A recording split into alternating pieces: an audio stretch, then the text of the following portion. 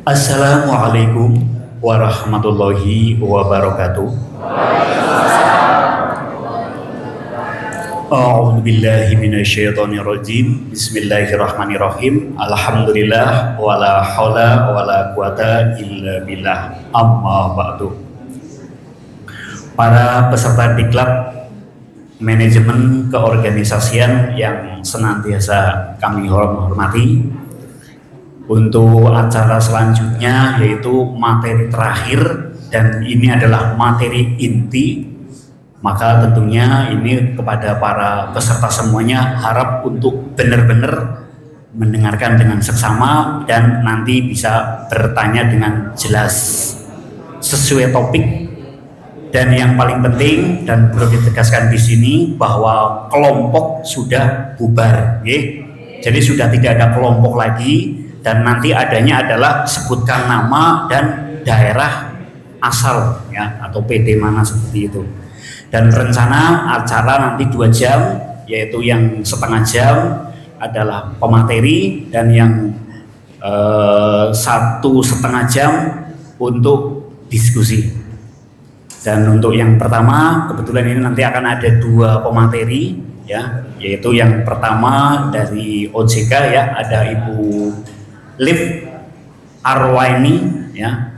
Beliau adalah Kepala Bidang Edukasi dan Perlindungan Konsumen. Dan yang kedua adalah nanti pemateri yang kedua Bapak Andi Stiono selaku Duta OJK untuk Provinsi Jawa Tengah dan DIY. Udah siap ya? Ya, oke. Karena waktu sudah cukup siang, kepada Ibu Liv Arwaini silakan untuk dimulai. Waktu secukupnya. Terima kasih. Matur nuwun Bapak. Assalamualaikum warahmatullahi wabarakatuh. Sugeng enjang Bapak Ibu sekalian, alhamdulillah kita pada hari ini bisa berkumpul bersama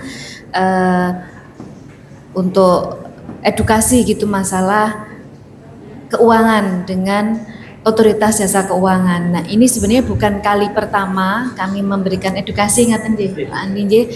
Jadi mic kurang jelas nggih. Kurang keras nggih, ngapunten. Nggih. Baik. Jadi memang OJK ini konsen terkait dengan edukasi keuangan dengan beberapa sasaran prioritas, salah satunya adalah kaum disabilitas. Jadi mungkin Bapak Ibu di sini sudah perso belum OJK itu apa? Belum, Jeng. Baik, Jeng. Jadi mungkin perlu kami perkenalkan gitu, saya memperkenalkan diri bukan hanya sebagai saya pribadi. Kalau nama saya Iip Arweni Ilmiati, saya dari bagian edukasi dan perlindungan konsumen di OJK. OJK itulah singkatan dari Otoritas Jasa Keuangan. Nah, tugasnya apa? Tugasnya itu ada 3M Bapak Ibu, yaitu mengatur, mengawasi, dan melindungi. Yang diatur, diawasi, dan dilindungi adalah lembaga jasa keuangan. Nah, selain mengatur dan melindungi jasa keuangan, OJK juga diamanatkan untuk melindungi konsumen dan masyarakat. Nah, OJK ini sendiri dibentuk dengan Undang-Undang Nomor 21 Tahun 2011. Nah, lembaga jasa keuangan itu apa? Lembaga jasa keuangan itu secara garis besar ada 3 Bapak Ibu. Yang pertama yaitu perbankan, yang kedua itu industri keuangan non-bank dan pasar modal. Kalau perbankan saya yakin Bapak Ibu sekalian sudah familiar nggih. Nah, yang industri keuangan non-bank, apa itu industri keuangan non-bank? Industri keuangan non-bank itu ada asuransi, ada finance, ada lembaga penjaminan gitu ya. Misalkan lembaga penjaminan kredit di Jawa Tengah ini ada yang namanya Jamkrida gitu ya. Itu industri keuangan non-bank. Koperasi masuk enggak? Nah, sampai dengan saat ini koperasi belum diawasi oleh OJK. Kenapa? Karena koperasi itu belum masuk lingkup yang namanya industri jasa keuangan. Kalau industri itu bisa untuk seluruh masyarakat, tetapi koperasi itu kan azasnya dari anggota dan untuk anggota. Makanya koperasi belum diawasi oleh OJK. Namun dalam Undang-Undang P2SK diamanatkan OJK untuk mengawasi koperasi, tetapi tidak semua koperasi. Karena koperasi itu ada dua Bapak Ibu, yaitu koperasi open loop dan koperasi yang closed loop. Jadi ada yang tertutup dan terbuka. Kalau koperasi yang tertutup itu kembali ke hakikatnya koperasi, yaitu dari dan untuk anggota. Yang itu tidak diawasi oleh OJK, tapi diawasi oleh Dinas Koperasi. Nah, yang diawasi oleh OJK seperti apa? Koperasi yang diawasi oleh OJK itu adalah koperasi yang terbuka, yang melayani selain anggota. Yang koperasi apa saja? Nah, koperasi yang terbuka ini akan diawasi oleh OJK mulai tahun 2025. Itu pun OJK masih menunggu daftar dari Kementerian Koperasi. Jadi di Juli atau Juni 2024 ini Kementerian Koperasi akan menyerahkan ke OJK nama-nama koperasi yang terbuka untuk diawasi oleh OJK. Namun nanti bila diserahkan ke OJK, koperasi ini kegiatan usahanya harus berubah. Kan kalau koperasi itu badan hukum atau bajunya, tetapi wujudnya atau kegiatan usahanya harus berubah menjadi lembaga jasa keuangan yang diawasi oleh OJK. Misalkan pegadaian, misalkan perbankan. Bank itu ada yang koperasi Bapak Ibu. Kalau di Pati itu ada namanya Koperasi BPR Wedari Jaksa. Nah itu diawasi oleh OJK karena badan hukumnya atau bajunya itu koperasi, tetapi jasadnya gitu ya, kegiatan usahanya itu bank BPR, Bank Perekonomian Rakyat. Nah, itu tadi yang diawasi oleh OJK. Selain itu juga ada pasar modal. Saya dengar dari Pak Andi tadi, Bapak Ibu di sini ada yang suka juga main saham. Nah, ya pasar modal ini diawasi oleh OJK. Terkait tugas OJK yang terakhir yaitu melindungi konsumen dan masyarakat. Itu dalam bentuk apa? Dalam bentuk memberikan edukasi kepada masyarakat terkait produk-produk lembaga jasa keuangan itu apa, cara mengaksesnya bagaimana, dan juga sekarang dengan banyak maraknya penipuan digital atau penipuan online begitu nggih. Nah, untuk memberikan layanan perlindungan kepada masyarakat, Bapak Ibu, OJK itu selain memberikan edukasi juga menerima layanan pengaduan. Jadi pengaduan seperti apa yang bisa dilayani oleh OJK? Yaitu pertama pengaduan yang bersifat ada perselisihan paham antara konsumen dengan lembaga jasa keuangan. Misalkan konsumen merasa, aku sudah benar kok, tapi kok menurut banknya masih salah. Aku merasa sudah ngangsor 12 kali. Tapi sama bank kok cuman katanya aku ngangsor 10 kali. Lah ini kan berarti ada selisih, perselisihan. Yang kedua, apabila ada indikasi pelanggaran oleh lembaga jasa keuangan. Misalkan panjenengan merasa nabung di bank, tetapi tabungan panjenengan oleh petugas bank tidak dicatat. Nah, itu kan ada indikasi dia melanggar, melakukan tindak pidana. Nah, itu bisa diadukan begitu ke OJK, atau ada pelayanan dari lembaga jasa keuangan yang tidak sesuai ketentuan. Bagaimana cara mengadunya?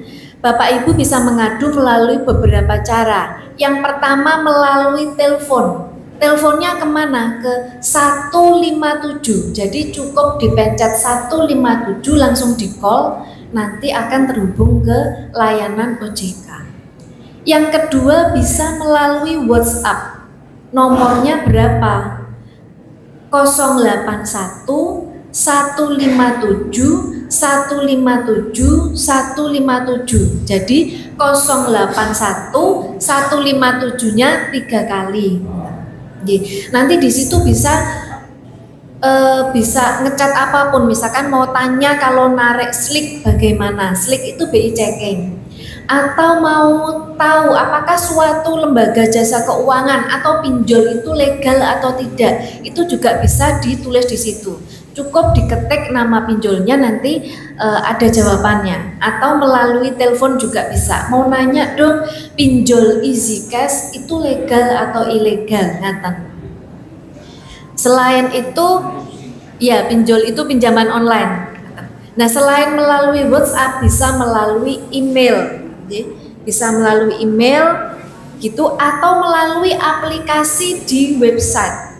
Jadi websitenya namanya apa? Kontak 157.ojk.go.id. Nanti bisa melakukan ada form pengaduannya di situ. Nah, itu terkait dengan layanan dari OJK. Kemudian untuk target edukasinya, OJK di tahun 2024 ini ada beberapa targetnya, di antaranya adalah daerah 3T, terluar, termiskin, dan satunya terapa Mbak Eza?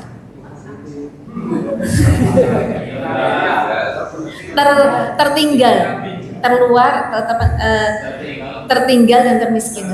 Kemudian kepada UMKM, kemudian kepada pelajar dan santri, kemudian kepada penyandang disabilitas, dan juga kepada masyarakat umum.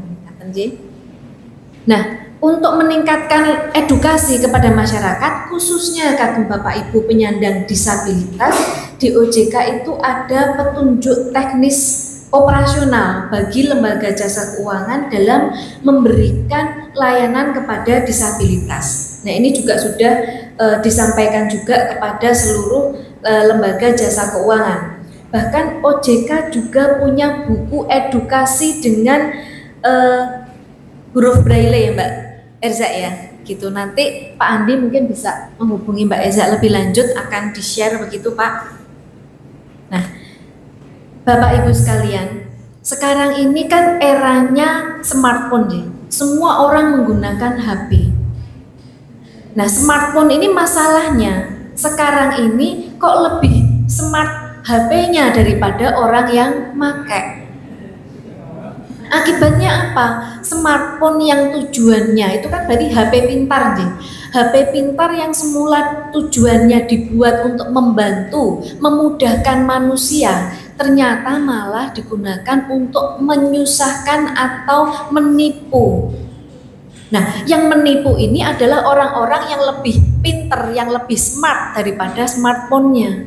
Makanya kita jangan sampai kalah dengan smartphone-nya, ngaten sih. Nah, apa saja sih penipuan-penipuan digital yang saat ini ada gitu. Yang pertama itu ada sniffing. Sniffing itu adalah dia akan mengambil data-data pribadi kita melalui sarana jaringan internet. Biasanya dia akan mengirimkan WhatsApp, itu ada suatu link begitu ya. Dia ngakunya dari BPJS. Peserta BPJS ada perubahan tarif BPJS, silakan klik link di bawah ini. Begitu linknya diklik, itu seperti virus dia, langsung dia mengakses semua data-data yang ada di HP kita, bahkan data-data pribadi kita. Kalau kadang kita di handphone itu kan menyimpan foto KTP, foto KK, semua biar gak hilang disimpan di HP.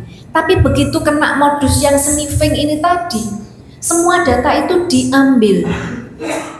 Bahkan kalau Bapak Ibu kagungan mobile banking, dia akan menunggu saat kita transaksi menggunakan mobile banking, akan dicatat sama dia. Passwordnya apa, PIN-nya apa, usernya apa, nomor rekeningnya apa, dia bisa ambil semua. Bahayanya apa? Dia bisa meremote HP kita. Jadi seolah-olah kita ada transfer uang. Padahal yang transfer orang lain yang sudah meremot HP kita dari jauh. Itu bahaya sekali sniffing ini. Gitu.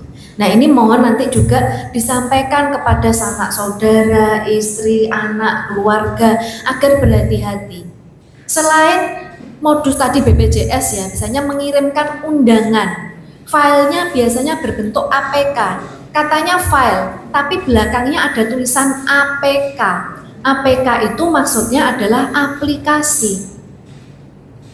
Jadi begitu kita klik, biasanya modusnya undangan atau katanya ada barang ya, barang COD. Anda beli barang ini, silakan klik link gambar. Katanya gambar, jadi begitu diklik sebenarnya itu adalah aplikasi. Nah itu sniffing, gitu ya. Nah bagaimana kalau terlanjur klik? Nah sekarang kan HP itu ini apa namanya touchscreen gitu ya. Nah kalau terlanjur klik, nah harus segera dimatikan internetnya atau mobile datanya langsung dimatikan. Yang kedua apa?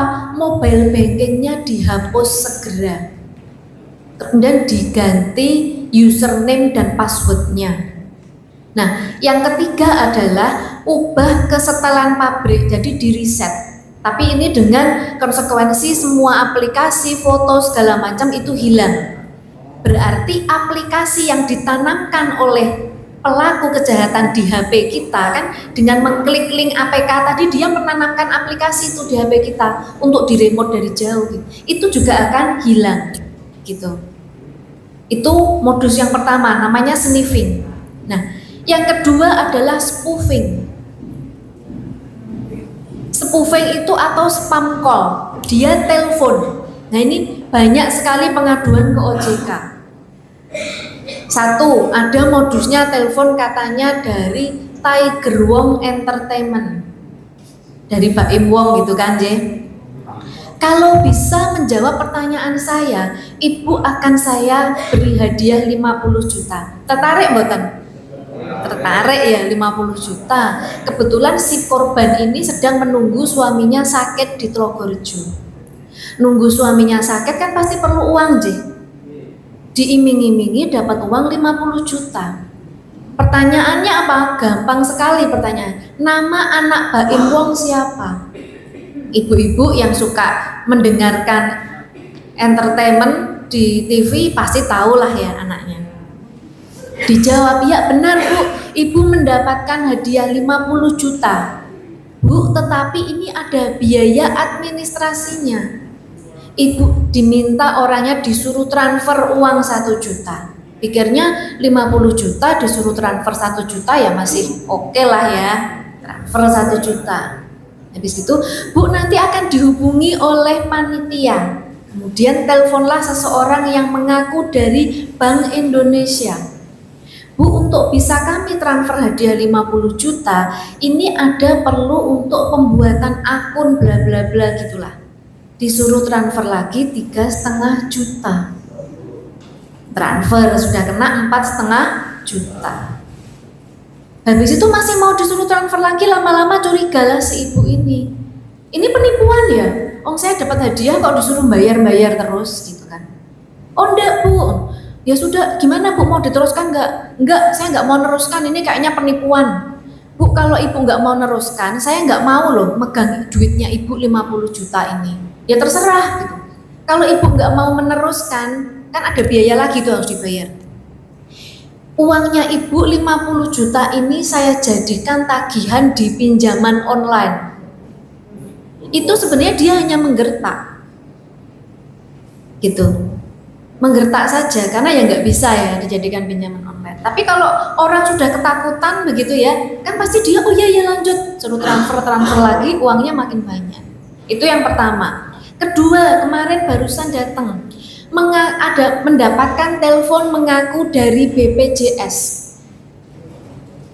Halo Bapak, ini BPJS-nya Bapak itu diblokir oleh pihak Kementerian Kesehatan. Kenapa? Karena akun BPJS-nya Bapak sudah diretas, disalahgunakan untuk menebus 3 resep dari rumah sakit di Bandung. Nanti ini nggak bisa digunakan kalau Bapak sakit. Panik nggak panik kan? Duh gimana ini? Nanti gini, ini harus dibuka. Ini kan sudah diblokir, blokirnya harus dibuka. Biasalah disuruh bayar. Kemudian disuruh mengklik suatu link. Ternyata link itu adalah download aplikasi pinjaman online. Disuruh pinjam di situ sambil telepon, dipandu, orangnya manut, mengajukan pinjaman online, diklik. Ya, lah terus ini uangnya gimana? Uangnya masuk ke rekeningnya si korban. Nah itu harus ditransfer ke virtual account, ditransfer ke rekening si penipu. Habis ini Bapak mungkin akan ditelepon oleh pihak kepolisian. Benar ada orang telepon mengaku dari kepolisian. Sama, ini harus melengkapi berkas-berkas, disuruh mengklik suatu link, mengisi link itu, ternyata itu adalah aplikasi pinjaman online. Kena lagi 4 juta. Total akhirnya dia kenanya bisa, kalau nggak salah dia 20 juta lebih. Nah, gimana? Masalahnya yang mengajukan pinjaman online kan si korban sendiri. Dia sendiri yang mengisi, dia sendiri yang mengajukan. Uangnya juga dikirim ke rekeningnya si korban. Tetapi oleh si korban uangnya ditransfer ke penipu. Kalau sudah begini OJK bisa bantu enggak? Tidak bisa. Karena apa? Pengajuan pinjaman online-nya sah. Bahkan uangnya sudah ditransfer. Terkait setelah uang ditransfer, uang itu kok dikasihkan ke orang lain, itu urusan masing-masing. Seperti itu. Sehingga padahal dia harus tetap ngangsur kan ke pinjaman online-nya. Nah, ini spoofing namanya. Pihak yang mengaku-ngaku. Bahkan teleponnya itu dari rekaman ya. Jadi bukan orang pertama, itu bukan orang ngomong gini. Jadi, selamat pagi Bapak, untuk dengan ini kami beritahukan bahwa kayak gitu. Jadi kayak rekaman kalau kita telepon ke perusahaan itu loh. Untuk informasi lebih lanjut diminta mengklik angka 0. Setelah diklik angka 0 baru terhubung dengan perorangan, yaitu pelaku penipuan. Itu yang kedua, spoofing. Yang ketiga, skimming. Skimming itu apa? Skimming itu adalah dia itu menduplikat data-data dalam ATM atau kartu kredit kita. Jadi kalau Bapak Ibu ke ATM, itu kadang mesin ATM-nya itu dipasangi alat oleh si pelaku. Jadi begitu ATM-nya kita masukkan, data kita itu langsung di-cloning semua.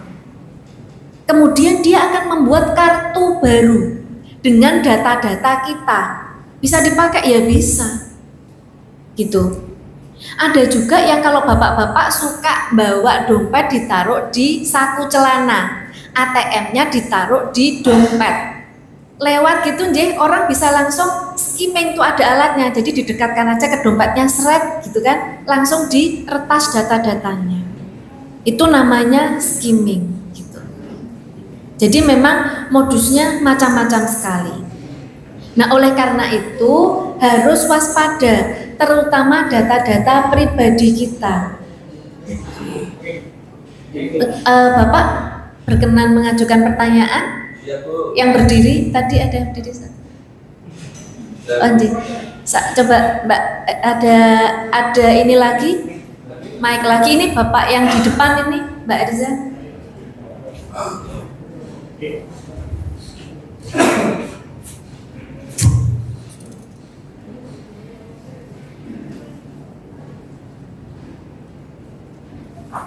Sambil nunggu mic, izin saya jelaskan satu lagi, modus penipuannya yaitu money game. Money game itu biasanya kita disuruh ke kanal YouTube. Oh ya Bapak, monggo kalau mau pertanyaan duluan. Ya, terima kasih. Assalamualaikum warahmatullahi wabarakatuh. Waalaikumsalam warahmatullahi wabarakatuh. Tadi dijelaskan oleh Ibu bahwasanya OJK ini tugasnya diantara adalah mengawasi, memberikan edukasi dan melindungi. Ketika OJK ini dalam fungsinya sebagai pengawas lembaga perbankan, misalkan ada lembaga perbankan yang diketemukan bahwa perbankan itu tidak sehat, apakah OJK juga punya kewenangan untuk langsung share kepada masyarakat memberikan warning agar masyarakat tidak berhubungan dengan lembaga keuangan tersebut. Kemudian apakah juga OJK bisa istilahnya mengajukan semacam kayak gugatan hukum ya, misalnya ada lembaga keuangan yang menyeleweng dengan hasil temuan dari pengawasan OJK tersebut. Karena kemarin kita tentu sangat kaget ya kalau ada lembaga OJK, kenapa kok muncul ada seperti kebobolan di asuransi Jiwasraya, Bumi Putra, dan juga asuransi-asuransi yang lain. Kemudian juga begitu marak investasi bodong, ya kan? Nah, apakah OJK tidak punya otoritas juga untuk istilahnya mencegah munculnya investasi-investasi bodong ini? Kemarin teman kita tunanetra itu ada yang mungkin lebih dari 15 juta lebih kena investasi bodong itu. Terima kasih. Matur nuwun Bapak. Jadi ada beberapa pertanyaan tadi. Yang pertama,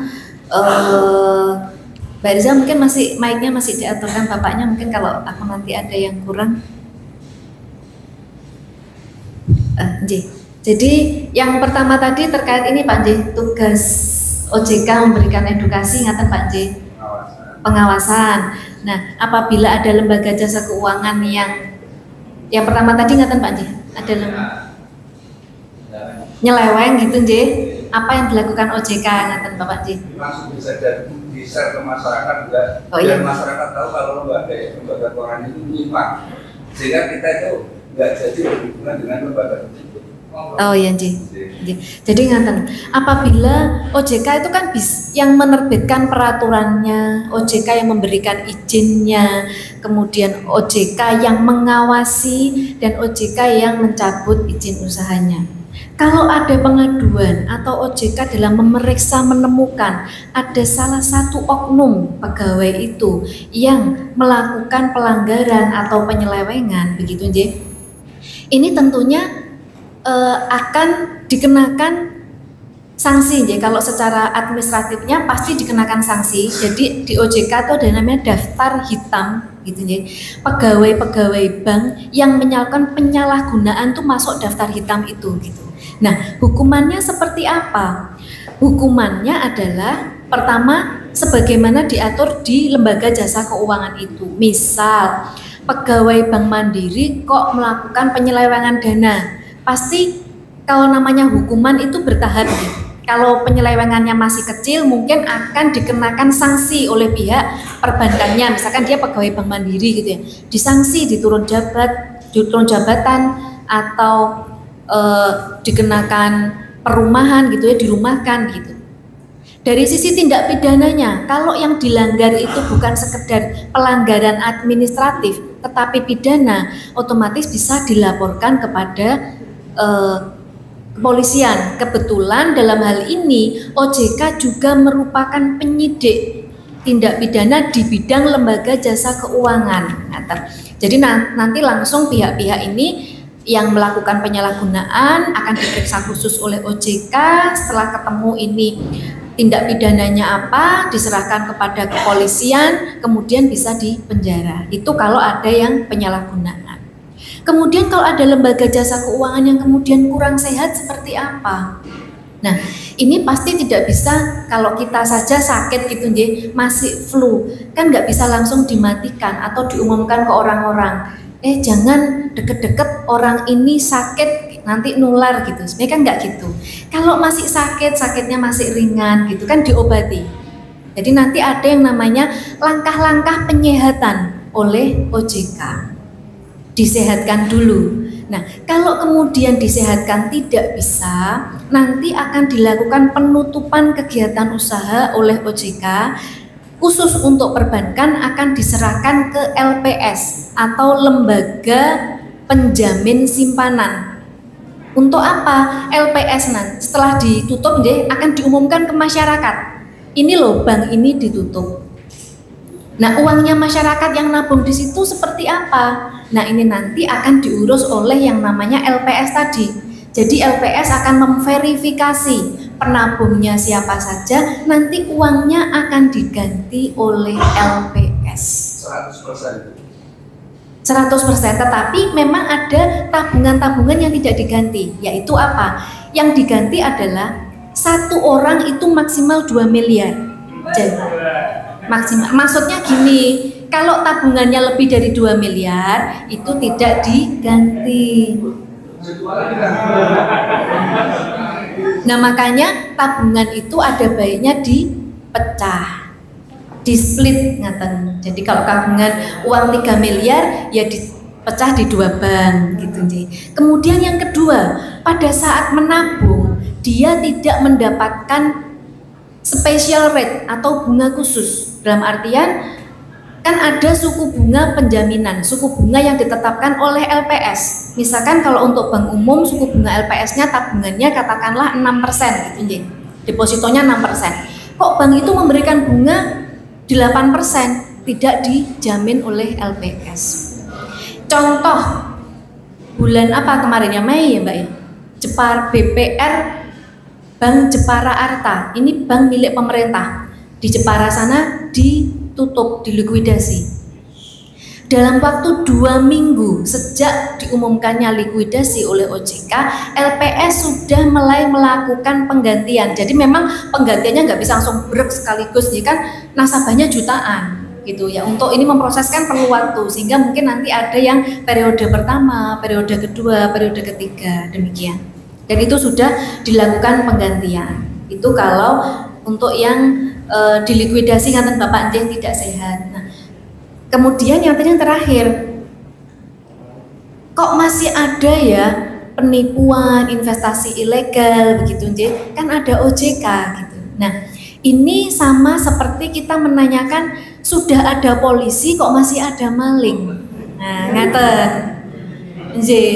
Jadi yang kemalingan masyarakat. Jadi OJK itu kan mengatur lembaga jasa keuangan yang legal. Terkait di masyarakat ada orang-orang jahat yang dia melakukan penipuan melalui investasi ilegal, sebenarnya bukan ranahnya OJK. Tetapi Bapak, di Indonesia ini ada yang namanya tim S-Pasti, Satgas Pasti, Satuan Tugas Penanganan Aktivitas Keuangan Ilegal. Jadi yang ilegal-ilegal itu ada satgasnya. Siapa saja yang masuk dalam satgas itu? Ada OJK, ada Bank Indonesia. Jadi ada 14 kementerian, ada 4 lembaga kalau nggak salah. Jadi kalau lembaganya itu ada OJK, ada Bank Indonesia, kemudian kementeriannya mulai dari Kementerian Perdagangan, Kementerian Agama, Kementerian Pendidikan, Kementerian Komunikasi dan Informatika, yang paling penting Kominfo, karena semua sekarang penipuan melalui online. Kominfo, kemudian ada BIN, Intelijen Negara, kemudian ada PPATK. Kenapa? Karena ternyata investasi ilegal itu uangnya larinya ke luar negeri. Nah ini kalau tidak melibatkan BIN, susah untuk meneliti uangnya larinya kemana. Kemudian Bapepti. Bapepti itu yang menangani kayak kripto, kayak gitu-gitu kan Bapepti. Kemudian kenapa kok perlu Kemenak? Kan banyak penipuan yang ini umroh ilegal. Katanya mau menawarkan jasa umroh padahal duitnya masuk kantong pribadi. Jadi memang ini banyak sekali. Ada juga yang Kementerian Perdagangan, ada kementerian DPM PTSP juga masuk. DPM PTSP itu yang mengurus izin-izin. Jadi kalau pengen tahu, jadi nggak semuanya di OJK gitu. Jadi kalau misalkan ada investasi menawarkan, ini loh kok mau invest ke tempatku, aku punya usaha ternak atau usaha perdagangan, kamu invest ke uang ke aku yang menjalankan usaha dagangnya. Lah ini yang memberikan izin kan Kementerian Perdagangan dan DPM PTSP, sehingga di situ nanti saling kerjasama. Satgas Pasti ini melakukan pertemuan secara rutin berdasarkan pengaduan masyarakat yang masuk. Misalkan ada, oh saya itu invest di sini tapi ini loh nama websitenya, tapi kok uangnya nggak bisa balik. Biasanya nanti Satgas pasti akan memanggil dari PT itu, disuruh presentasi, ditanyain, kamu sudah punya izin belum? Oh punya, mana izinnya ini? Kan hadir itu juga dari penanaman yang mengurus perizinan perdagangan. Deperindag bener nggak perdagangan ini dapat izin dari Depak di Deperindag ngecek gitu ya. Oh belum ada izinnya. Nah jadi langsung. Jadi nggak semuanya ditangani oleh OJK terkait yang investasi ilegal. Termasuk juga sekarang banyak yang e-wallet ya. E-wallet itu juga bukan di OJK tetapi ada di Bank Indonesia. Ada yang menipu sehingga ini namanya Satgas. Seperti judi online itu juga ada satgasnya. Kalau satgasnya judi online ketuanya ada di Kominfo kalau nggak salah, di Kemenpolhukam untuk judi online. OJK masuk juga di dalamnya. Kenapa? Kalau ada rekening tabungan yang terafiliasi dengan kegiatan judi online berdasarkan hasil penelitian dari Menko Polhukam dan kepolisian, maka OJK yang akan meminta bank untuk memblokir rekening tabungan itu. Nah, dari sini saya izin lanjut penipuan selanjutnya yaitu money game. Money game itu biasanya kita disuruh iklan di YouTube atau kita disuruh like atau mengklik like itu ya, love itu loh ya, di Lazada atau di Bibli atau di apa nanti diberikan komisi. Tetapi kita disuruh deposit uang. Misalkan deposit uang 100 dapat komisinya 50%, 50.000 dapat 150.000. Di awal-awal waktu sedikit itu dapat terus uang ditransfer.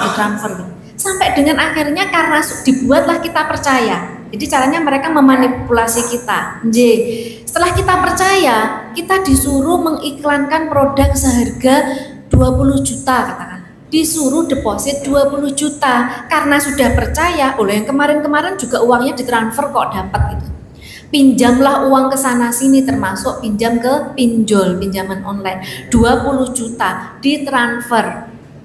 Dilaksanakan tugasnya, kan ada tugas-tugasnya ya. Dapat komisi 50% 10 juta.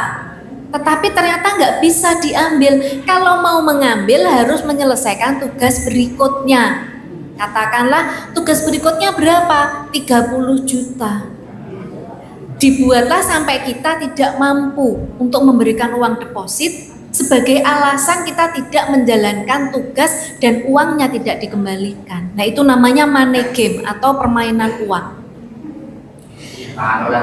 Nah yang paling marak sekarang adalah judi online. Ini mulai dari anak-anak sampai orang tua, bahkan polisi, TNI. Bapak Ibu kalau dengar berita yang ada polisi dibakar sama istrinya sendiri karena kecanduan judi online. Kalau yang anak-anak Bapak Ibu mungkin nanti ini bisa diedukasikan kepada putra, putu, ponaan.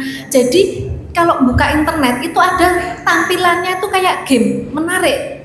Ayo bikin akun, begitu diklik bikin akun ternyata itu adalah judi online. Kemudian apa? Sekarang juga banyak diperjualbelikan KTP. Jadi ponaan saya, Tante udah punya KTP kan? Punya. Aku minta fotokopi KTP-nya dong Tante. Buat apa? Saya tanya. Aku tuh dibayar sama temenku, sama mas-mas yang di kampungnya dia itu. Satu KTP dibayar 100.000. Ternyata KTP ini dibuat apa? Disalahgunakan untuk bisnis judi online. Bahkan kadang digunakan untuk pinjaman online. Itu KTP. Selanjutnya adalah jual beli rekening tabungan. Jadi gini, misalkan ada ngapunten misalkan tukang becak gitu ya. Pak, buka rekening tabungan yo, engkau tak opai gitu. Jadi buka tabungan di BCA kan minimal tabungannya 500.000 kalau nggak salah sih. Tapi ada juga BCA yang lebih murah Bapak. Misalkan 500.000 ya, nanti kamu tak bayar 1 juta, benar. Tapi buku tabungan sama ATM-nya disuruh ngasihkan ke dia. ternyata buku ATM sama buku tabungan dan ATM ini digunakan untuk transaksi judi online. Pasti pelaku nggak mau dong kalau rekening pribadinya dia yang ditangkap pemerintah, dia pakai rekeningnya orang lain. Nah pikirnya si tukang becak, aku ngetoknya duit 500 oleh 1 juta, mau kan? Lumayan. Tetapi setelah berdasarkan hasil penyelidikan, rekening tabungannya tadi digunakan untuk transaksi judi online, di blacklist namanya dia. Ditangkap polisi bisa karena nama dia yang digunakan untuk membuka tabungan. Ngeten ya. Itu yang terkait dengan judi online. Nah, yang terakhir sebelum tanya jawab, saya ingin menyampaikan terkait pinjaman online. Nah, pinjaman online ini ada yang legal dan ilegal. Yang bedanya apa? Yang pertama, yang legal itu jelas berizin dan terdaftar di OJK. Cara taunya bagaimana? Tadi bisa telepon ke 157, bisa WhatsApp ke 081 luar biasa, langsung hafal ini. Kemudian kalau yang legal untuk persetujuan pinjaman itu akan dilakukan verifikasi. Dia biasanya meminta akses ke kamera, mikrofon dan meminta lokasi. Karena dia akan memastikan lokasi panjenengan sama nggak dengan KTP-nya. Kenapa butuh dibuka mikrofon? Akan ditanya usahanya apa, kayak gitu. Makanya biasanya mengakses yang namanya camilan, kamera, mikrofon, dan LAN atau lokasi. Tapi yang ilegal dia akan meminta akses ke semua HP kita dengan cara tadi menanamkan suatu aplikasi yang kita disuruh mengklik suatu link tadi. Jadi hati-hati kalau pinjam online. Kemudian kalau yang legal itu oleh OJK diwajibkan memiliki kanal pengaduan. Biasanya dalam bentuk kolom chat di aplikasinya. Kalau yang ilegal tidak ada pengaduannya.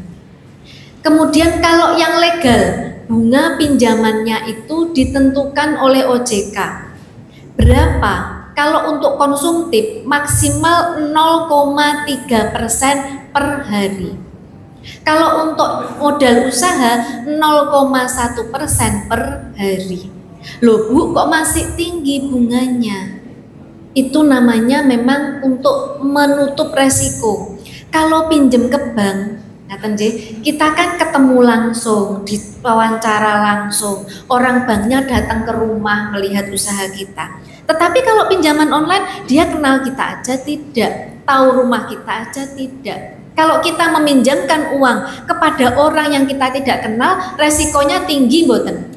Nah, makanya dikenakan bunga yang tinggi untuk menutup resiko. Kalau orang yang tidak kita kenal tadi tidak mengembalikan pinjamannya.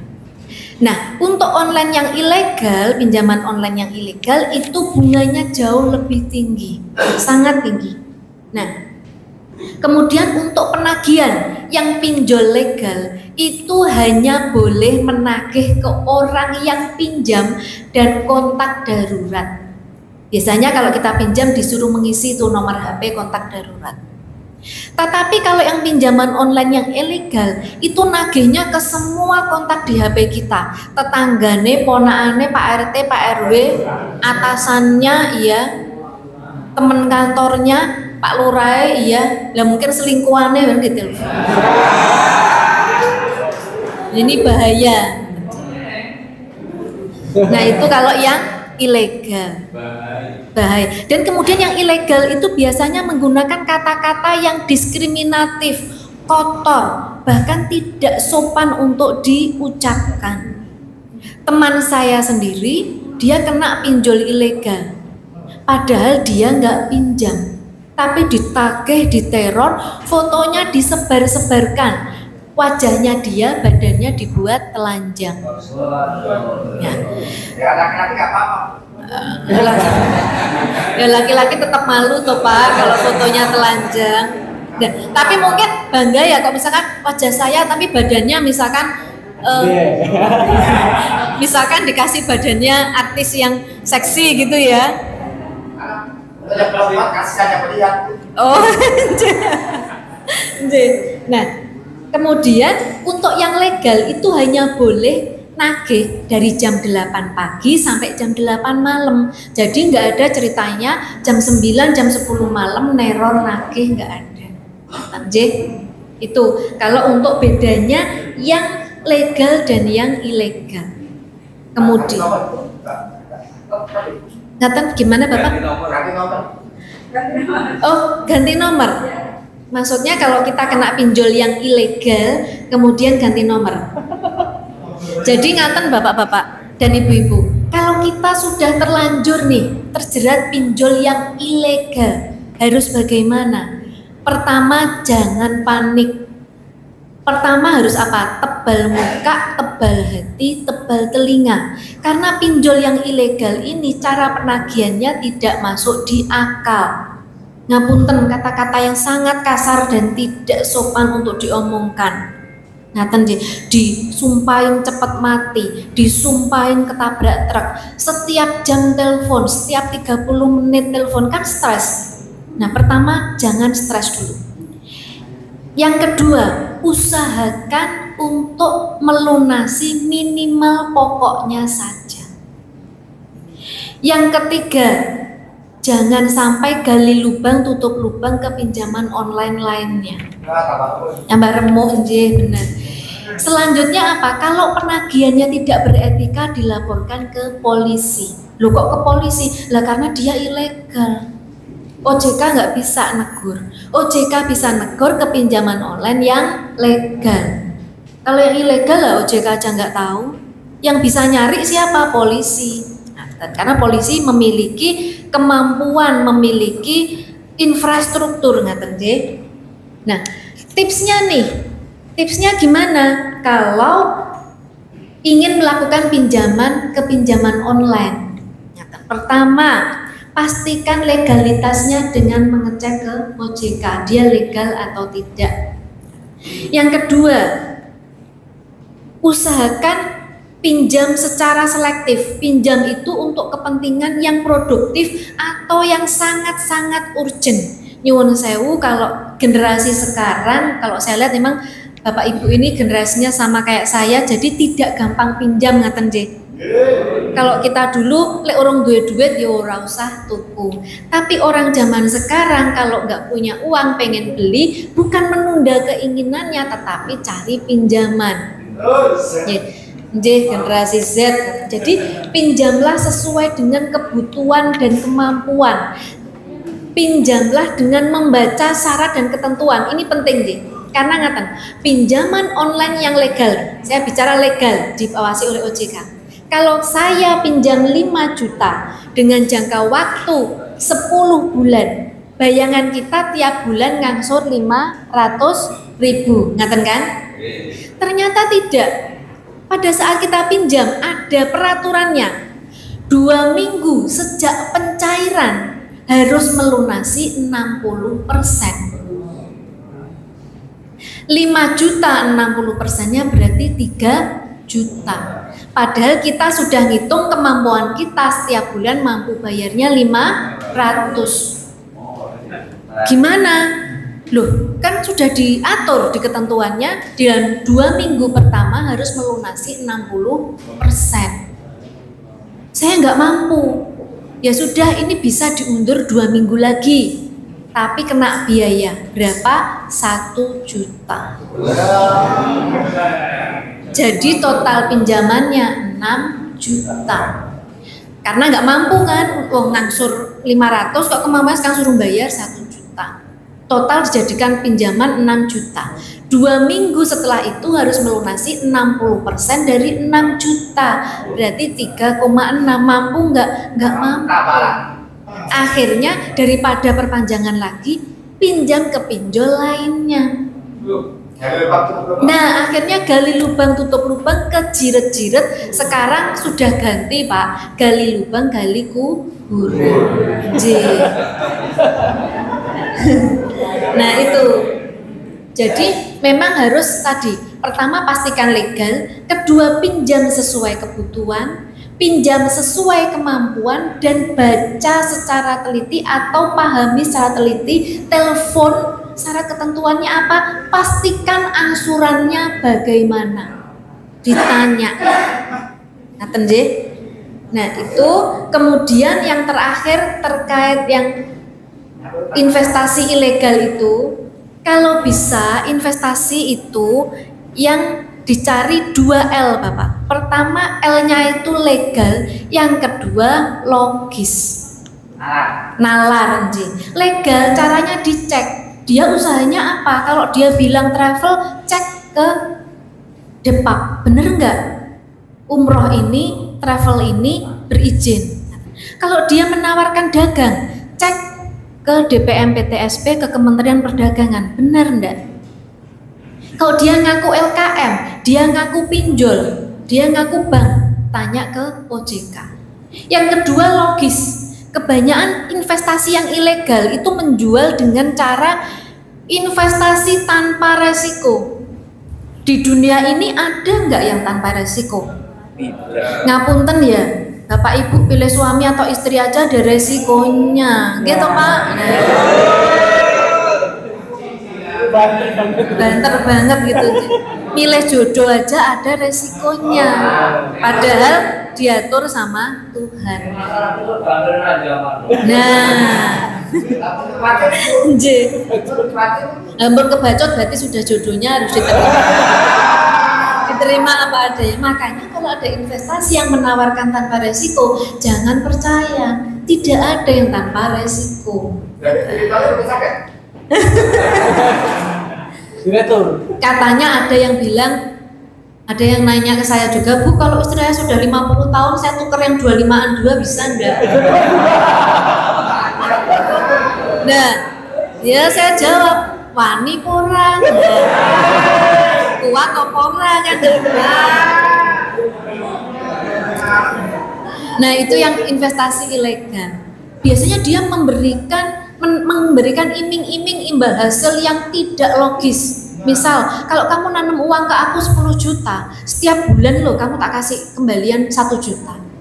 Nggak logis. Logisnya kita biasanya perbandingannya suku bunga deposito di bank. Masa sebulan dapat 10%? Itu nggak logis katanya. Itu over, yaitu tidak perlu dipercaya. Dan judi online, lawang judi ke online. Main judi yang nggak online aja kayak kalahnya timbang menangi keselon sih. Nah, ini dari yang sudah tertangkap gitu ceritanya nih. Si bandar judi ini mengaku bahwa bandar itu akan membuat sedemikian sehingga nggak mungkin bandar itu tekor, nggak mungkin bandar itu kalah. Pasti yang kalah adalah yang main.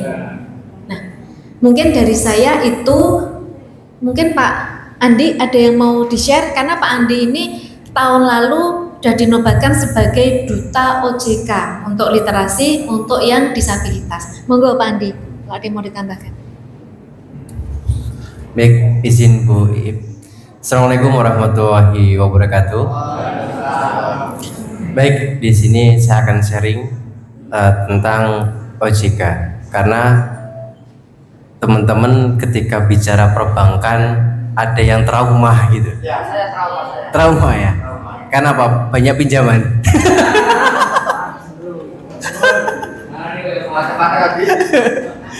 Baik, tadi yang seperti disampaikan Bu Iip, terkadang itu kita sebagai korban itu nyesek ya, nggak menikmati hasilnya, sering ditelepon.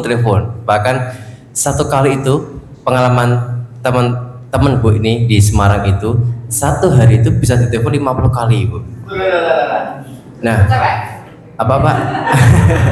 Dan itu perbankan yang resmi. Bahkan waktu itu sempat kita sampaikan ke OJK juga untuk didampingi. Ini bank ini bener nggak sih gitu kan? Nah, katanya teman kita itu yang menjadi korban diteleponin terus itu sempat jengkel kan? Jenengan dapat nomor saya dari mana gitu kan? Nah, kalau tunanetra kan buka pijit ada nomornya Bu. Nah, bank itu dapat nomor dari plang itu, yang pinjem tetangganya. Ya, itu kan repot. Bahkan puluhan kali itu ditelepon itu, dicek ternyata perbankannya resmi dan legal. Nah kemudian akhirnya dari situ bisa diadvokasi OJK berhenti sampai sekarang.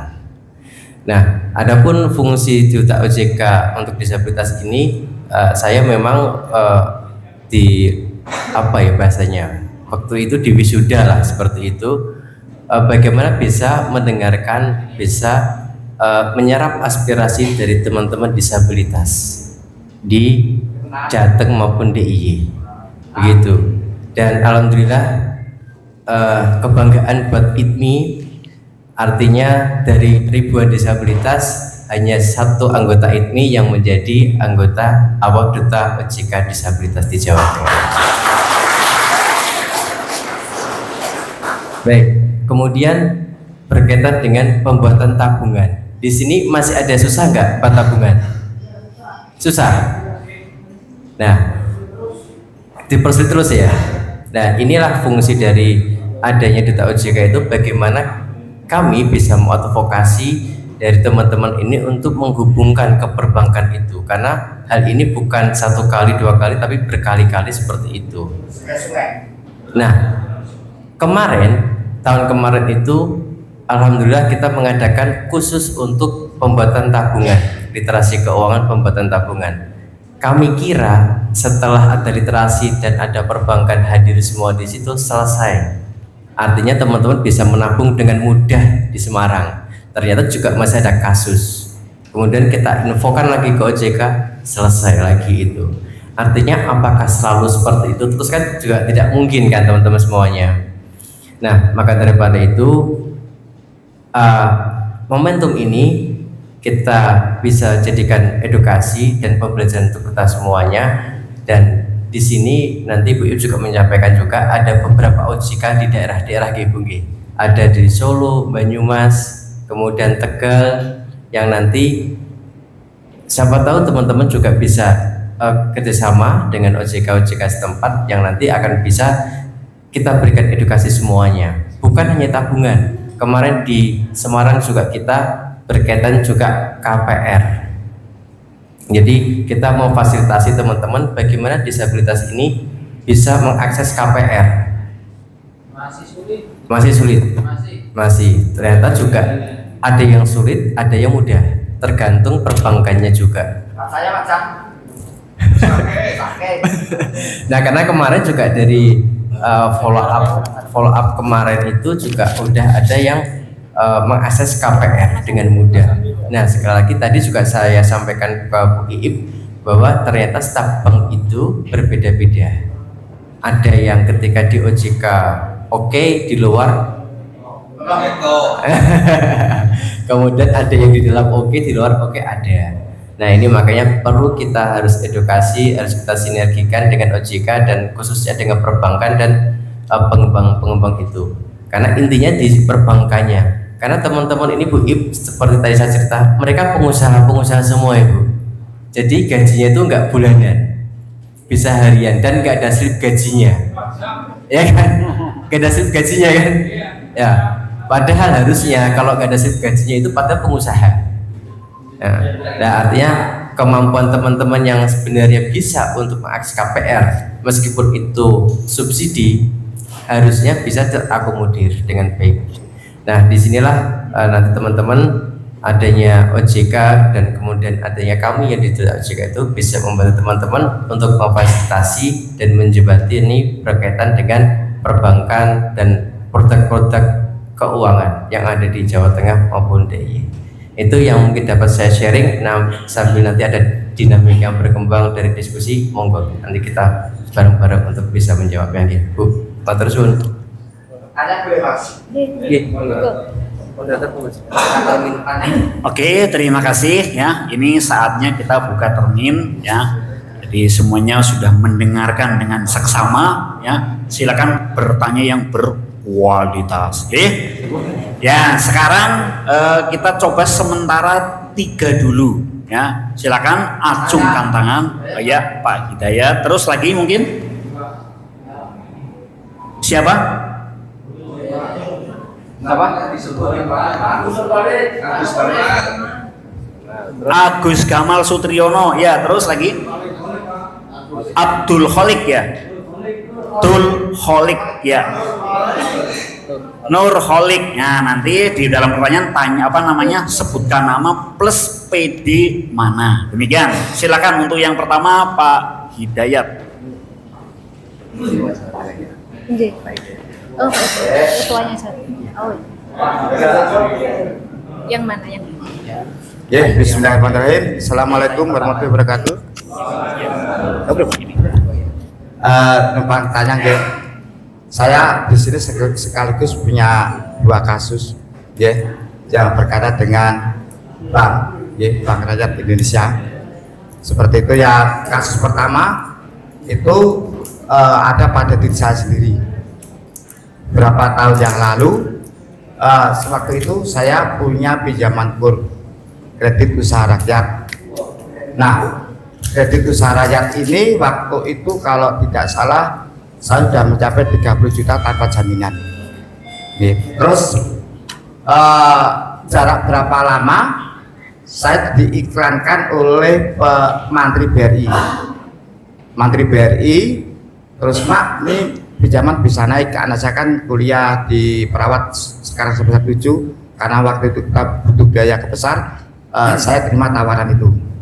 Jadi ya pinjaman 30 juta itu mencapai 40 juta. Nah dengan jaminan, terus pakai jaminan Pak, gitu jaminnya BPKB Sekupi tahun 2021 itu juga sepeda saya sendiri gitu maksudnya. Tapi yang nanti anak saya gitu. Terus itu dapat 4 juta. Terus saya harus melunasi hutang yang 30 juta itu. Hutang saya itu waktu itu masih 20 juta sekian gitu. Nah saya tidak punya uang sama sekali waktu itu. Nah akhirnya saya pinjam sana, pinjam sini untuk melunasi yang 20 juta itu dengan harapan dapat 40 juta bisa untuk tambahan biaya. Tapi ternyata setelah kita lunasi 20 juta itu uang kur tidak bisa dicairkan, harus dengan konvensional dengan bunga yang tinggi. Nah kalau tidak saya ambil, gimana saya membalikan uang 20 juta itu kalau tidak saya ambil, kok bunganya besar banget. Nah itu mohon solusinya. Itu satu. Yang kedua, sertifikat rumah saya atas nama Hidayat sendiri, ya, sertifikat rumah saya itu dipinjam oleh kakak, dipinjamkan bank. Saya nggak ngerti, ternyata dipinjamkan selama sebanyak 100 juta. Waktu itu saya tidak disuruh tanda tangan gitu di bank BRI-nya itu loh. Saya datang ke sana tapi tidak diminta tanda tangan. Nah akhirnya kredit itu macet hingga rumah itu mau disita. Nah seperti itu, mohon solusinya untuk pertanyaan kedua dan pertama yang kedua. Terima kasih, saya dari Seragen. Matur suwun. Izin saya jawab satu-satu ya Pak, nanti daripada saya lupa. Ya, baik Pak Hidayat, matur nuwun pertanyaannya. Untuk yang pertanyaan pertama terkait kok kurnya yang kedua nggak bisa cair ngaten. Nah ini memang harus ditanyakan kasus per kasus, karena apakah mungkin pada saat waktu pencairan kur saat itu memang ada kenaikan suku bunga atau seperti apa. Nah ini memang harus kita konfirmkan lagi kepada pihak BRI-nya. Kenapa saat itu kur yang kedua tidak bisa cair, alasannya apa? Nah kalau di sini saya mungkin belum bisa jawab detail karena yang tahu pasti pihak BRI-nya. Tapi bisa ditanyakan Pak. Maksudnya kalau Bapak berkenan bisa menanyakan ulang gitu ke pihak BRI-nya, kenapa? Kalau memang ada persyaratan yang kurang dipenuhi, apa persyaratannya? Itu kemarin berdiri, maaf. Jadi setelah pelunasan, setelah pelunasan selesai, karena pelunasan kita ini Mas ini sudah bisa mengambil BPK-nya, itu kan lunas bisa diambil untuk pencairan. Nah saya melunasi itu jam 8 malam, ya waktu itu jam 8 malam. Itu kan itulah. Terus paginya itu jarak jam 7 jam 8 itu katanya masih bisa pencairan waktu, tapi jam 8:15 menit ya itu dari nanti biarnya berhenti. Mas, mohon maaf, ini formnya ternyata nggak bisa dicairkan karena sistem. Jadi habis daftar bisa ngambil ya profesional. Jadi tapi katanya bisa saja itu Mas. Nggak bisa Mas, ini karena sistem seperti ini mau gimana lagi? Kita sudah berusaha dan berupaya. Nah, kalau seperti itu, saya mengaku pada siapa? Jadi waktu jam 8 pagi itu masih bisa mengukurnya, 8:15 menit tidak bisa karena sistemnya tidak masuk. Jadi sampai sekarang satu perkataan malu dengan tidak masuk juta. Makanya sekarang saya nggak berani menikah.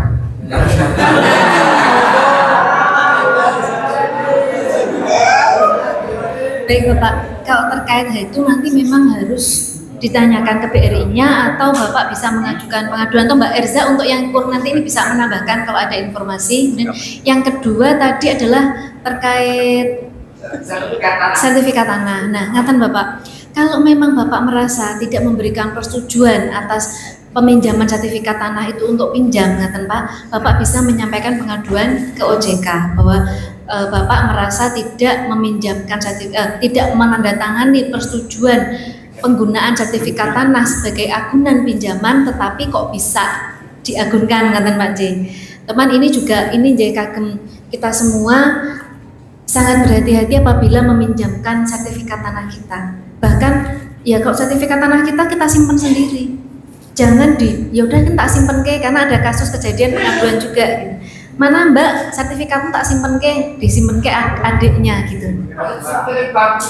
Oh, ternyata sama si adiknya ini dibuat pinjam ke bank. Ini memang harus hati-hati. Ngaten Bapak J untuk yang kasus Mbak Erza ada yang mau ditanyakan untuk kurnya mungkin.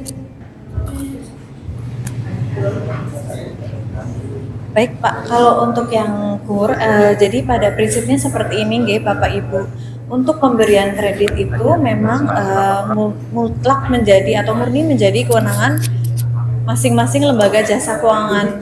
Jadi memang bisa jadi untuk pemberian kredit itu juga bereskalasi nggih Bapak Ibu. Jadi misalkan dari pelaksana atau marketing kemudian naik kepada pejabatnya. Mungkin di level pertama masih bisa diberikan, tapi ketika naik di level berikutnya ternyata ada ketentuan yang tidak dipenuhi. Jadi itu memang menjadi kewenangan masing-masing bagi Bapak Ibu. Tapi kalau semisal Bapak Ibu merasa informasinya kok nggak jelas, kurang transparan, itu bisa ditanyakan langsung ke banknya atau kalau sulit bisa ke OJK. Itu aja Bapak. Sudah cukup infonya Bapak? Oke, baik. Jika itu maksudnya diajukan Pak. Iya, dilaporkan. Si marketing A, misalkan namanya Bapak Agus adalah marketing BRI atas nama Agus, pinjaman saya pasti bisa cair, ternyata tidak bisa dicairkan. Nah, ini kan berarti ada ketidaktransparansian yang kurang terbuka.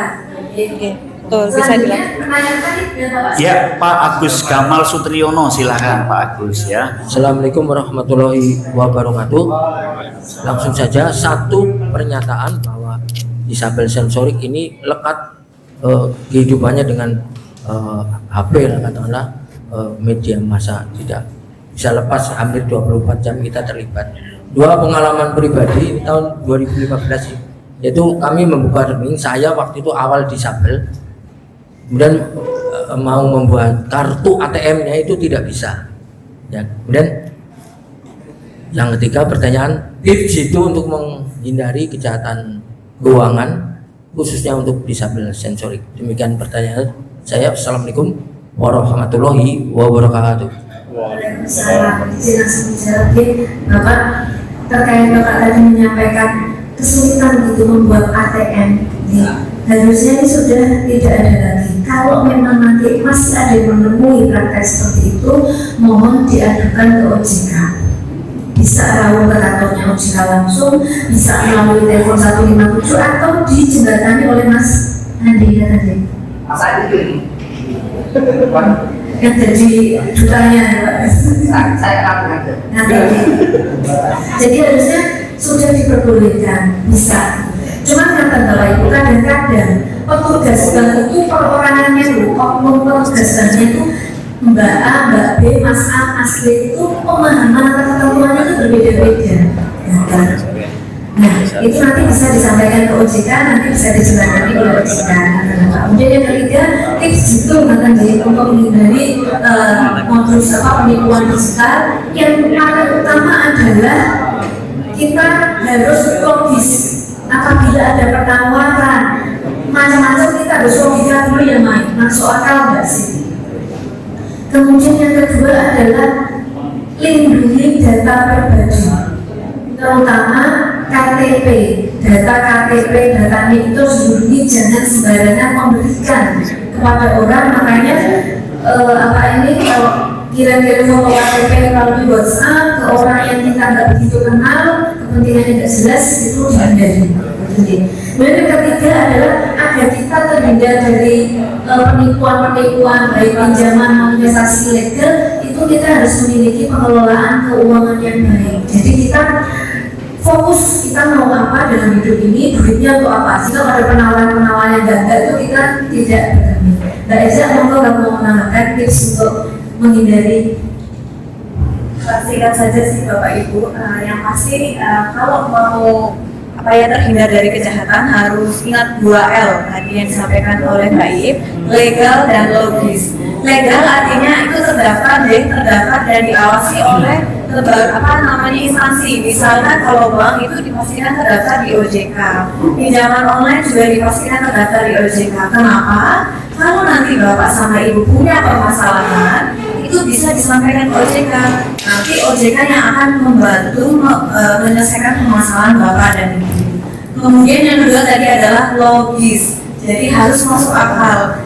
Yang tadi seperti disampaikan Mbak Iip, masa suatu lembaga suatu investasi bisa memberikan keuntungan yang fantastis, itu kan sudah tidak masuk di akal deh. Jadi ketika ada hal seperti itu, Bapak Ibu diharapkan kritis dan maksudnya mau mencari informasi lebih lagi untuk memastikan bahwa ini itu nggak logis, apakah ini betul legal atau tidak ya, atau jangan-jangan ini investasi bodong. Dan tadi ya Bapak Ibu kalau masih ragu, jangan lupa tadi kontak ke WA 157 yang tadi 081 157 157 157. Itu Bapak Ibu. Saya ketiga tadi dengan siapa? Ya, Pak Nurholik, ya silakan. Assalamualaikum, Azamun dari Semarang aja. Begini Bu, yang pertama, polisinya sama pelakunya sama-sama judi online, terus memberantasannya bagaimana? Itu yang pertama. Dan yang kedua, untuk mengenai KPR tadi, memang sebagian masih sulit kita. Sulitnya di antara tanda tangan dan cap jempol. Nah, kan sekarang tidak boleh cap jempol, sehingga jangankan kok KPR ya, untuk sekarang di Kecamatan Banyumanik seperti di BRI Sukun, cabang Sukun Raya misalnya, itu untuk kita tidak bisa Bu untuk bikin rekening, harus orang lain yang bisa tanda tangan, padahal kita juga bisa, tapi tidak dipakai. Karena sekarang jadi ayah saya atas namanya ya anak saya gitu. Terima kasih sebelumnya dan mohon jawabannya. Bapak terima kasih. Yang pertama tadi terkait masalah KPR ya Bapak. Kemudian yang kedua adalah terkait masalah membuka tabungan.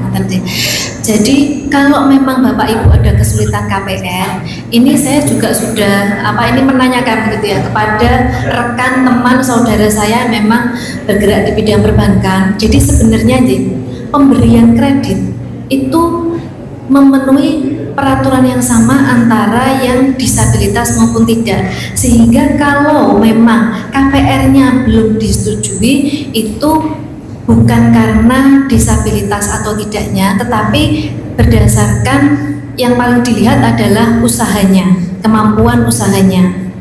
Tetapi kalau misalkan ternyata KPR-nya ditolaknya hanya karena masalah tanda tangan sama cap jempol, jempol, nanti bisa coba kami mediasi gitu Pak di OJK, telepon ke OJK, ngaten ke OJK Semarang, matur saja, nanti coba kita berusaha menjembatani dengan lembaga jasa keuangannya. Demikian juga untuk pembukaan tabungan, harusnya bisa gitu. Biasanya didampingi lah, kok didampingi keluarga lebih baik. Tetapi sebenarnya tadi kalau kemudian tabungannya atas nama putra panjenengan atau istri atau apa, itu kan sebenarnya ya sama aja ya, rekeningnya kita juga, cuma atas nama putranya kayak gitu Nji. Tapi sebenarnya atas nama gimana Bapak? Kalau tempat putranya pastinya nggak bisa diberikan uang. Oh, uang laki-laki Nji. Nah, Masalahnya kan kasihan yang satunya kan gitu kan. oh lah itu. Berarti yang satunya ngajak yang satunya saja. Ya, masalah saya itu sana.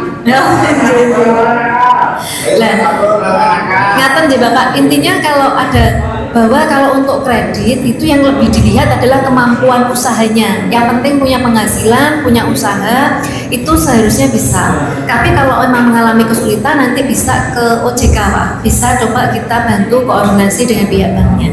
Ngaten? Kayak pertama lagi ya. Iya, oke. Ya, ini yang termin pertama sudah. Oke, yang belakang Bapak yang baju kuning ngaten. Oh iya, yuk. Nur Holik, silakan. Assalamualaikum warahmatullahi wabarakatuh. Waalaikumsalam. Ini mau tanya Bu ya, masalah perbankan. Ini kan kalau di perbankan misalkan tunanetra itu menabung itu biasanya oke, bisa. Tetapi pada suatu saat di Solo itu pernah terjadi tunanetra itu mau pinjam uang di suatu bank. Nah, datanya sudah diisi, sudah komplit ketika itu. Nah, tahu ketika kami itu sama anaknya yang isi. Ketika sudah diisi, tahu yang mau pinjam bapaknya tunanetra gitu. Bapak tunanetra ya? Ya Bu. Terus dipanggil masuk, ternyata ngapunten ya Pak, ini ternyata untuk peraturan di sini untuk tunanetra nggak bisa karena kami takut sama OJK. Jadi ini permasalahannya takut sama OJK. Lah kenapa Bu? Lah kenapa Bu? Nanti kalau ada auditing, Bapak kan nggak bisa baca tulisan, biasanya braille. Nah, OJK kan nggak ada fasilitas seperti itu. Nah, kami selama kan nggak tahu. Iya. Oh, ternyata peraturan seperti itu, jadi nggak boleh. Padahal untuk difabel yang lain kok boleh. Karena itu alasannya tidak bisa membaca. Jadi bukan ditinjau usahanya, karena tunanetranya. Nah, ini baru saja terjadi belum lama. Oleh karena itu ya bagaimana solusinya untuk permasalahan ini? Apakah memang tunanetra itu kalau di bank biasanya menabung nggak bisa pinjam? Itu dan apakah ini tadi Ibu bisa di depan kalau misalkan ada fasilitasi untuk misalkan ada pembaca braille di OJK, apakah itu sudah disosialisasikan di seluruh perbankan? Nah ini mohon jawabannya Bu. Ada kurang lebihnya mohon maaf. Assalamualaikum warahmatullahi wabarakatuh. Waalaikumsalam. Matur nuwun Pak. Ini informasi sangat bermanfaat buat OJK. Tapi kalau boleh tahu nama banknya apa Pak?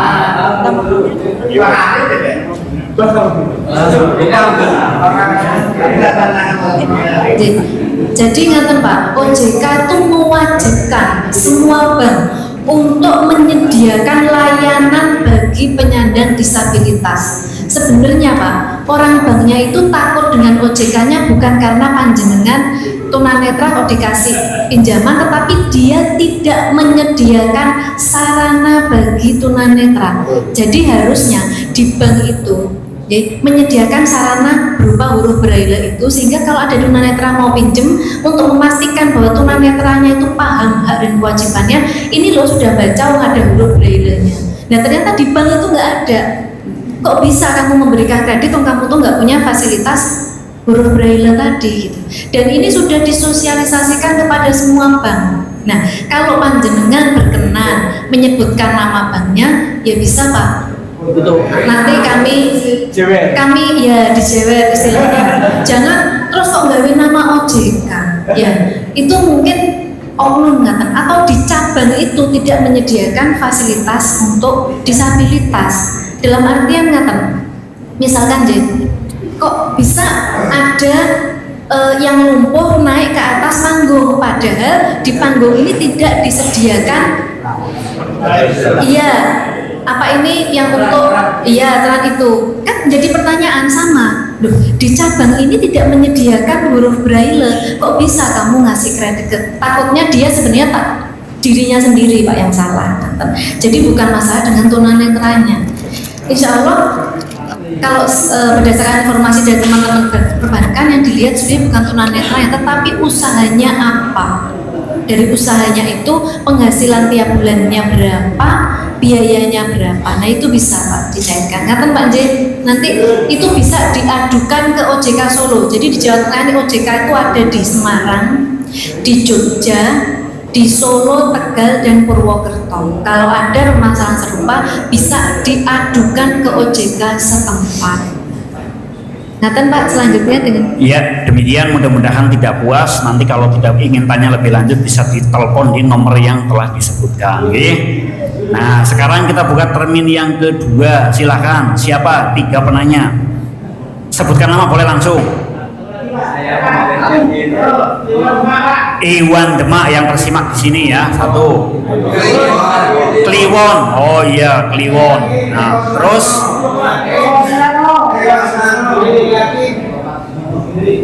Wonogiri siapa? Iwan ya, Wonogiri. Terus Eko Sunarno. Ya, oke. Silakan kepada Pak Kliwon ya, monggo.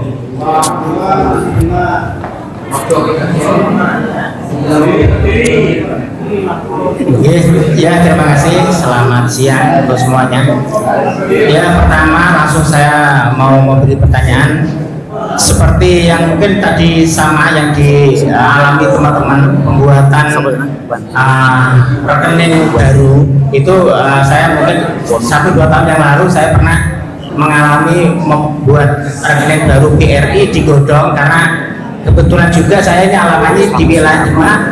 Saya masuk wilayah Purwodadi, pembuatan rekening BRI-nya. Kami ditolak, nggak bisa. Alasannya memang karena kami tunanetra, fasilitas di ATM, di buku rekening itu tidak ada fasilitas untuk tunanetra. Nah, mungkin saya minta bantuannya agar kami juga bisa membuat rekening itu. Yang kedua,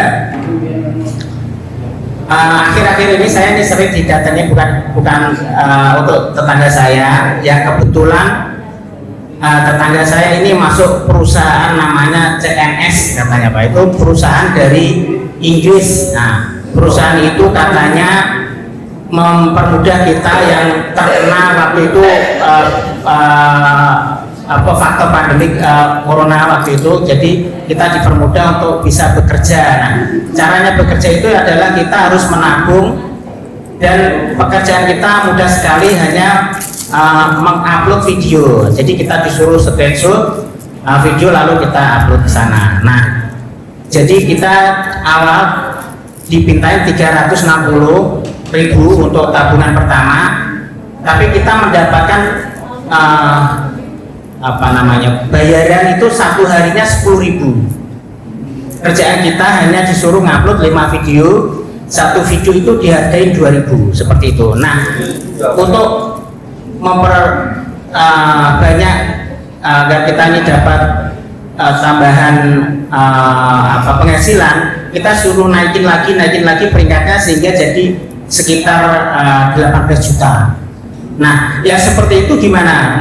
Karena saya tanya, ini semua juga sudah di lindungi dari OJK, katanya seperti itu. Jadi semua badan hukum segala macam ini sudah resmi, bahkan OJK juga ada masuk di sana. Seperti itu, gimana langkah kita untuk mengantisipasi ibaratnya saya ini agar gak masuk betul ke dalam urusan dunia bisnis seperti itu. Terima kasih, selamat siang. Ini saya jawab satu persatu karena saya itu pelupa udah tua. Jadi pertama yang terkait pembukaan rekening tabungan. Nanti gini aja Mas Andi beberapa bapak ibu atau teman-teman ini yang merasa kesulitan membuka tabungan nanti panjenengan rekap aja karena kan jadi kami tadi lupa ya dari BRI mana kata nanti kami nanti bank mana yang paling banyak nih nanti biar kami jembatani dengan pihak banknya gitu. Kalau perlu kasih fotokopi KTP aja nanti biar petugasnya yang di misalkan BRI unit mana itu bisa segera menindaklanjuti. Nanti kami akan koordinasikan dengan Mas Andi gitu terkait dengan pembukaan rekening susah. Kemudian yang kedua terkait tadi itu namanya money game dan yang jelas dia tidak diawasi oleh OJK karena OJK tidak mengawasi hal-hal yang seperti itu. Nah kalau pertama dia bohong katanya diawasi OJK dan OJK bilang enggak tuh enggak diawasi OJK, kemungkinan dia ilegal, bodong gitu, maksudnya penipuan. Tetapi saya kurang tahu ya kalau dia diawasi oleh lembaga lain atau kementerian. Tapi yang jelas OJK tidak mengawasi lembaga keuangan, itu bukan lembaga keuangan. Jadi OJK itu hanya memberikan izin pada lembaga jasa keuangan, bukan investasi. Tadi itu kan investasi karena kan menjenengan disuruh menanamkan duit di situ kan. Itu kan investasi.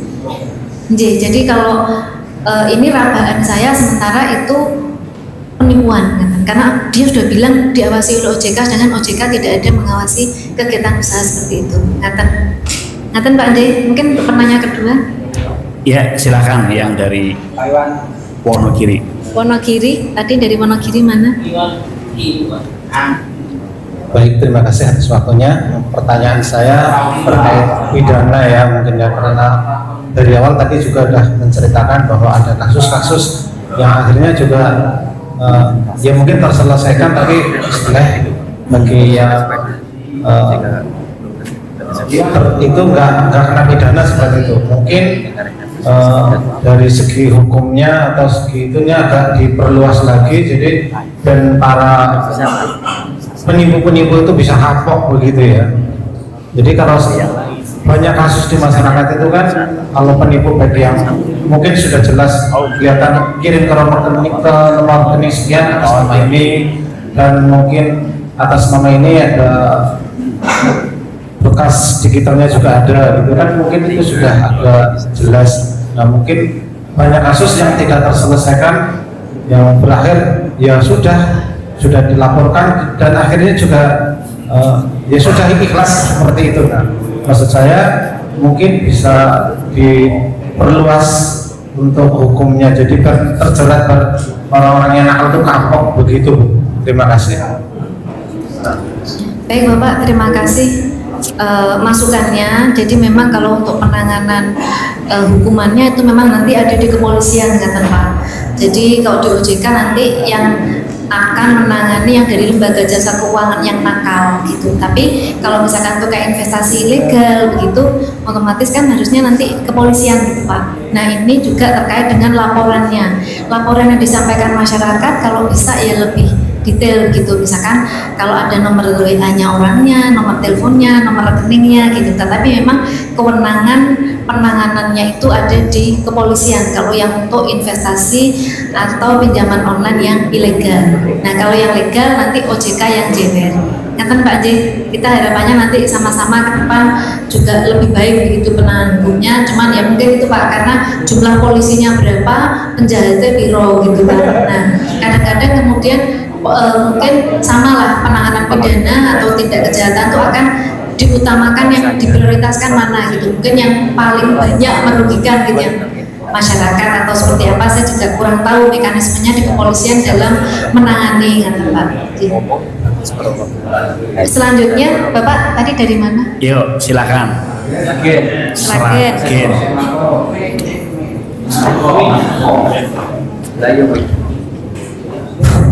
Bismillahirrahmanirrahim. Assalamualaikum warahmatullahi wabarakatuh. Waalaikumsalam. Sepertinya pertanyaan saya nanti sama seperti Pak Kliwon tadi. Untuk kejadian di Sragen, Pak, saya itu pernah dulu mau nabung ke BRI, mau buat ATM juga. Nah itu juga dipersulit, Pak. Cuman pelayanannya juga tidak menyenangkan. Pak aku pituran netra padahal aku juga betul aja kan. Itu yang terus yang kedua, memang dari pihak situ katanya apa iya khawatir nek ini kok kebetulan sakit nulis nggak bisa baca gitu. Itu aja. Assalamualaikum warahmatullahi wabarakatuh. Waalaikumsalam. Matur nuwun Bapak, informasinya sama tadi untuk yang terkait pembukaan rekening nanti bisa kita tampung begitu Pak Mas Andi nih, nanti biar kita bisa fasilitasi. Kebanyakan BRI ya ini nanti kan kami tinggal manggil pihak BRI-nya begitu. Sama nyuwun KTP-nya nanti jadi biar pembukaan rekeningnya bisa lebih mudah. Selanjutnya tadi dari mana Bapak? Ya, sudah selesai Pak ya? Kita buka termen lagi ya. Ya silakan termen terakhir nih kayaknya ya. Brebes, oke. Tegal, terus Banyumas, wah gana wong Banyumas ya. Ya udah, silakan dari Brebes dulu.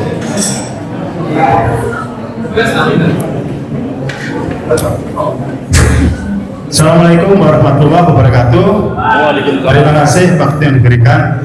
Saya mau tanya dengan Ibu, gini Bu. Oh, ini kan nomor telepon ya, nomor yang sudah ditentukan dari nomor tadi yang saya kurang hafal, yang hafal 157 dan yang lain-lain. Apakah ini terhubung langsung atau ada tanda yang lain Bu?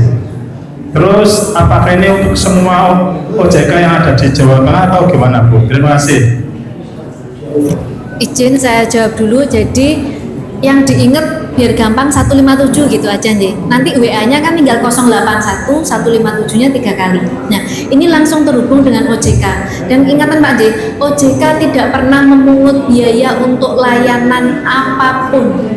Untuk apapun. Jadi kalau ada pihak-pihak yang mengatasnamakan OJK dan meminta biaya ini untuk OJK, itu sudah dipastikan penipuan. Nggak usah percaya sama pihak itu lagi.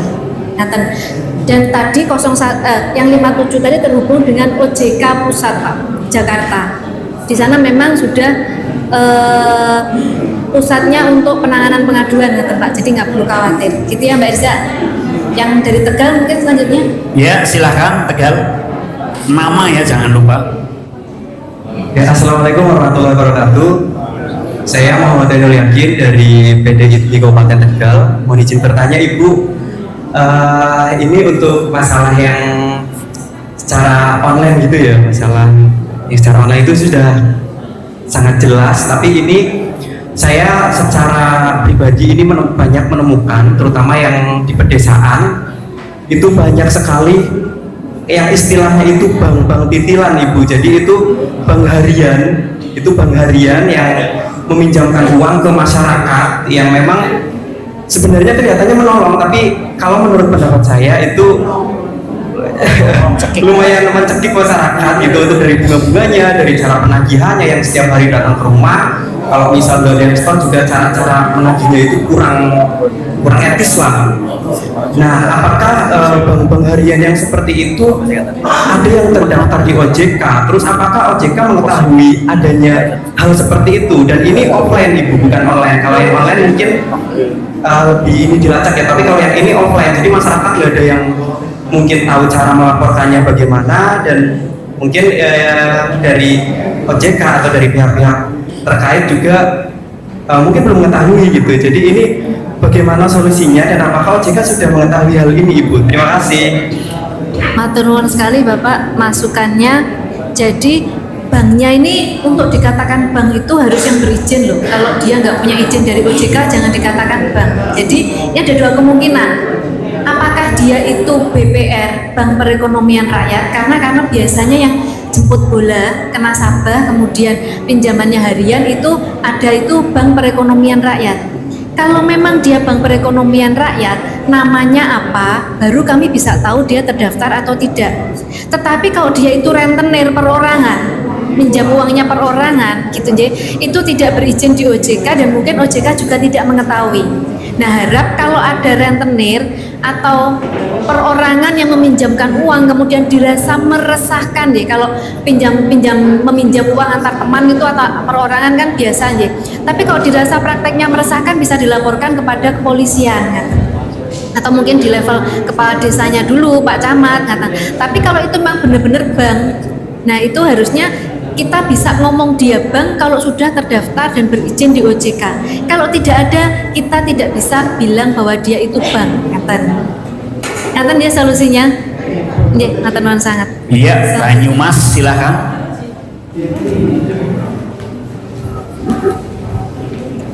Assalamualaikum warahmatullahi wabarakatuh. Waalaikumsalam. Ya, nama saya Indra dari Banyumas. Ya, izin tanya ini mengenai BI checking, Bu. Ya, kalau kita kena blacklist gitu ya, itu cara opennya gimana? Cara buka blacklistnya gimana? Mungkin prosedurnya ataupun ketentuannya gitu. Terima kasih. Matur nuwun, menarik sekali ini terkait BI checking. Kenapa namanya BI checking? Karena dulu dikelola oleh Bank Indonesia.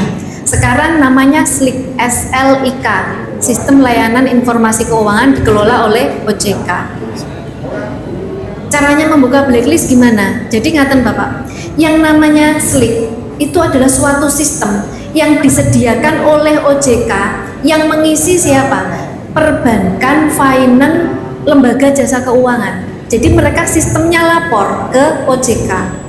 Nah, SLIK ini bisa dilihat oleh semua lembaga jasa keuangan. Jadi kalau misalkan nama Bapak tercatat memiliki kredit macet misalkan di BRI, caranya gimana biar nggak ini lagi? Ya harus melunasi kreditnya di BRI, karena OJK nggak bisa. Jadi kalau misalkan ada orang bank atau ada pihak yang mengatakan kamu bayar ke aku nanti tak bersihkan SLIK-mu atau BI checkingmu di OJK, itu jelas penipuan. Karena nggak ada, pokoknya nggak ada ceritanya OJK itu meminta biaya, nggak ada. Membersihkan BI checking atau SLIK di OJK tidak bisa. Kalau mau membersihkan harus melunasi tunggakan di lembaga jasa keuangan di mana Bapak Ibu punya pinjaman. Ngaten. Dan kalau misalkan nih Bapak Ibu melunasinya bulan Juli ini, jadi lembaga jasa keuangan itu lapor ke OJK sebulan sekali Bapak Ibu. Lapornya paling lambat tanggal 12, sehingga tanggal 1 sampai dengan tanggal 12 masih periode pelaporan. Kalau Bapak Ibu melunasi bulan Juli ini ya, katakanlah tanggal sekarang melunasi, itu kalau Bapak Ibu narik SLIK besok atau minggu depan itu masih belum nampak kalau sudah lunas. Nampaknya setelah tanggal 12 bulan berikutnya. Itu statusnya lunas. Tetapi riwayat bahwa panjenengan punya tunggakan itu akan nampak sampai dengan 2 tahun setelah panjenengan melunasi.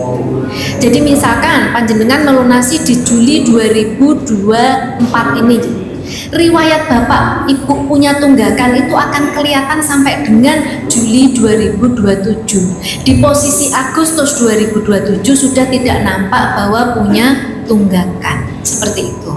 Nah, berarti selama periode 2 tahun itu semua lembaga jasa keuangan masih bisa melihat bahwa dulu panjenengan pernah punya tunggakan.